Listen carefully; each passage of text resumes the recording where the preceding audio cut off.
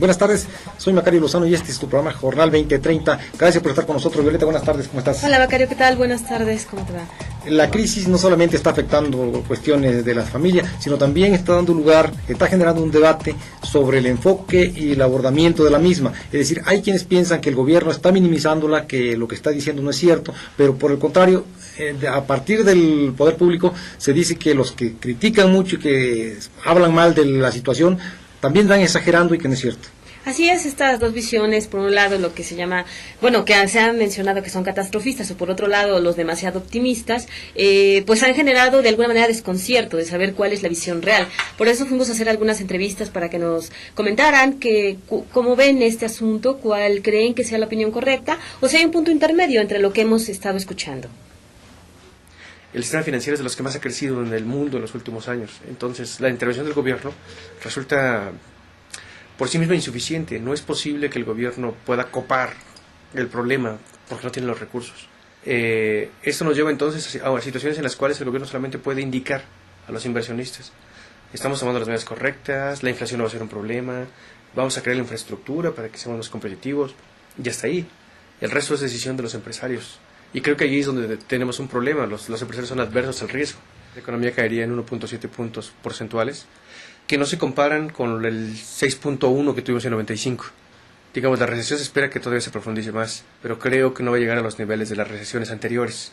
En ese sentido, bueno, no creo que la posición optimista sea la más recomendable, pero tampoco creo que la catastrofista tenga sustento para decir que, bueno, viene lo peor. Las crisis de antes, de los 70s y de los 80s, incluso la de 95, tuvo factores adversos externos. Sin embargo, creo que esencialmente las causas fueron internas, fueron errores de política económica. Digamos, en la crisis de 82 hubo un gasto excesivo financiado con recursos petroleros en un ambiente en el que se contrataban créditos con tasas de interés bajas. Después vienen esos problemas en los países desarrollados, el problema de la inflación, el desempleo, y las políticas de ajuste allá llevaron a un incremento de la tasa de interés. Y esto se vio acompañado con una caída en el precio del petróleo. Entonces, políticas muy optimistas en México se ven cortadas de tajo con problemas que ocurren a nivel internacional por la decisión de políticas internas. En 95 tenemos un problema de exceso de crédito. Digamos, la economía estaba gastando más de lo que generaba en términos de ahorro. Además de que el tipo de cambio se mantenía en un régimen controlado. En cambio, esas crisis, esas recesiones, la última, la de 2001 y esta, dependen más de lo que está pasando en nuestro principal mercado. Los números nos arrojan las realidades. Yo creo que ese es el punto de partida. La visión obviamente no puede ser catastrofista de parte del presidente, porque si él anuncia que el país está en quiebra o que la economía está a punto de un colapso, pues inmediatamente se colapsará más grave. ¿Que la economía esté bien? No, claramente se ve que no. ¿Que hay posibilidades de que se recupere? Sí, a largo plazo. Viviendo.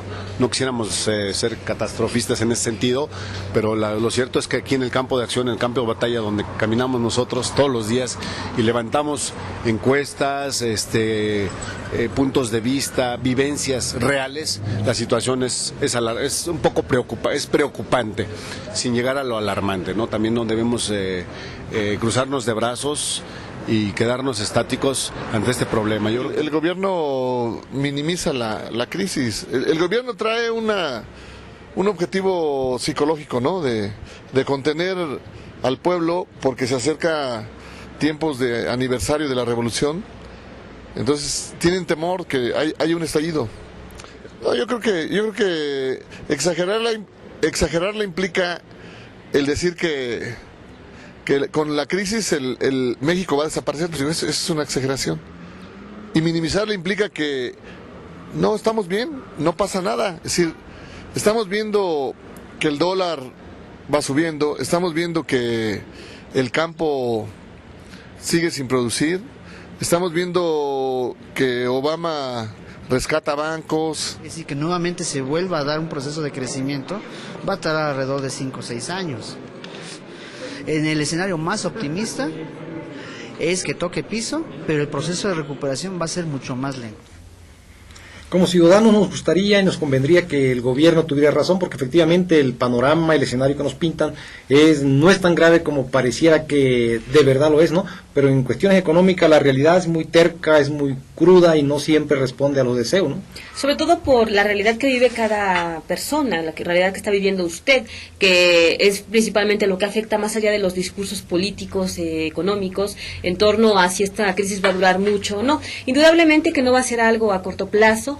Se dice incluso que todavía no hemos sentido el mayor peso de esta crisis, que aún la situación puede ser más grave. Sí, sobre todo quizás no lo hemos sentido los que tenemos empleo, tenemos la suerte de tener algún ingreso, pero los que ya perdieron su trabajo, los que ya están desempleados, yo creo que coinciden más y se acercan más en su visión con los que hablan de que la crisis es muy grave, que es muy profunda, que lo que prevé, y más bien considera el gobierno que existe, ¿no?